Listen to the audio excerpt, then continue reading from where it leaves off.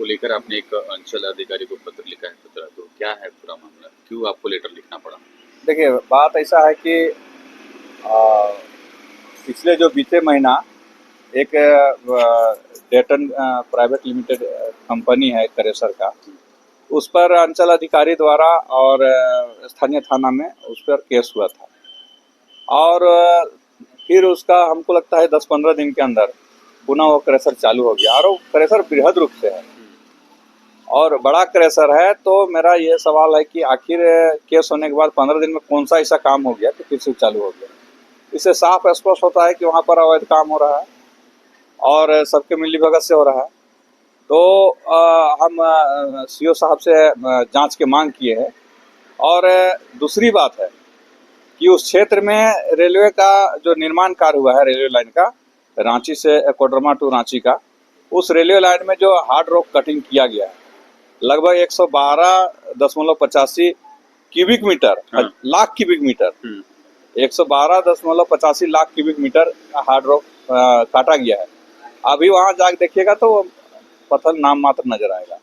तो निश्चित रूप से यह कहा जा सकता है कि उस पत्थर को अवैध क्रेशर में इस्तेमाल किया जाता है और छर्री गिट्टी बना के उसको बेचा जा रहा है। इस पर हम मांग किए हैं सीओ साहब से कि आप जितना जल्द हो सके इस पर जांच कीजिए, और जो दोषी है, चाहे वो क्रेशर मालिक हो, चाहे कोई अधिकारी उससे अगर संलिप्त हो, वैसे लोगों पर कार्रवाई होनी चाहिए। और लगता है कि प्रशासन के आंख के नीचे ये सारे घटना को अंजाम दिया जाता है। देखिए, वैसे देखा जाए तो पूरा रामगढ़ जिला में अभी कोयला का अवैध धंधा भी हो रहा है और रोज कहीं न कहीं गाड़ी पकड़ रहा है। कल श्री राम जो प्लांट है मुरपा में, उसमें भी रेलवे का लोहा के साथ पकड़ाया गया है गाड़ी, उनको जेल भेज दिया, तो जेल भेज दे गया। तो खाना पूर्ति हो रहा है। यहाँ भी परसों 2 गाड़ी बालू पकड़ाया गया था ट्रैक्टर में, लेकिन अवैध रूप से। लेकिन जो हाईवा से अवैध हो रहा है उसको कौन पकड़ रहा है? तो इस तरह से कहिए कि प्रशासन के मिलीभगत से ये सब काम हो रहा है, और ये छोटा नहीं बृहद रूप से हो रहा है। आप सोच सकते हैं कि रेलवे लाइन से काटा हुआ जो पत्थर है उसको लोग धड़ल्ले से बेच रहा है। अभी भी जाइएगा तो निश्चित रूप से वहाँ 2-4 गाड़ियाँ लगी हुई मिलेगी। सरकारी प्रॉपर्टी का भी एकदम उसका नुकसान भी हो रहा है, टैक्स भी जा रहा है और वहाँ के लोगों को क्षति भी हो रही है। जो क्रेशर लगा हुआ है बहुत बड़ा क्रेशर है, उससे प्रदूषण भी हो रहा है, लोग परेशान हैं। लेकिन उधर के लोग, क्योंकि आदिवासी बहुल क्षेत्र है और निश्चित रूप से गरीब गुरबा के लोग हैं, तो वो लोग उतना मुंह खोल के नहीं बोल पा रहे, जिसका गलत फायदा कंपनी और क्रेशर उठा रही है।